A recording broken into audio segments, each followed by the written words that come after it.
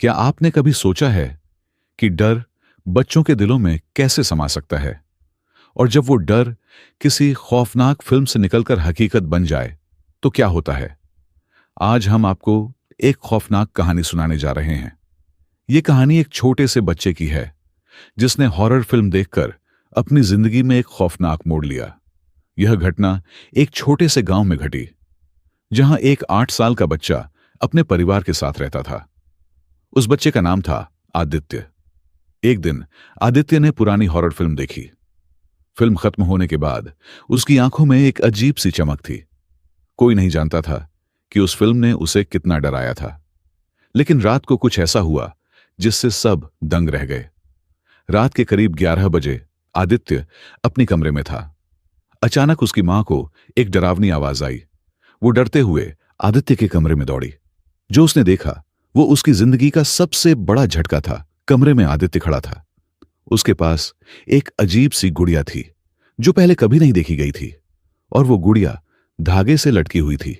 आदित्य की मां को देखकर वो घबराई और पूछा, क्या कर रहे हो तुम? आदित्य ने बड़ी ही धीमी आवाज में जवाब दिया, वो मुझे नहीं छोड़ती, वो अब भी मेरे साथ है। आदित्य की मां डर गई। गुड़िया का चेहरा जैसे वो किसी को देख रही थी। मां ने सोचा कुछ सही नहीं है, लेकिन जैसे ही उसने गुड़िया को कमरे से निकालने की कोशिश की, अचानक ठंडी हवा का झोंका आया और वह फिर से अपने स्थान पर लौट आई। अगले दिन आदित्य की मां ने पूरी जांच शुरू की। गुड़िया के बारे में कुछ अजीब बातें सामने आईं। वो गुड़िया बहुत पुरानी थी और किसी खंडहर से मिली थी, लेकिन जैसे ही आदित्य की मां ने उसे घर से बाहर फेंका, गुड़िया फिर से घर में वापस लौट आई। क्या यह सिर्फ संयोग था या फिर उस गुड़िया में कोई खौफनाक राज था? यह घटना गांव में चर्चा का विषय बन गई। कुछ लोग कहते थे कि वह गुड़िया किसी पुराने भूतिया किस्से से जुड़ी हुई है और आदित्य उस गुड़िया के प्रभाव में आ चुका है। क्या वो सिर्फ एक मासूम बच्चा था या फिर गुड़िया ने उसे अपने नियंत्रण में ले लिया था?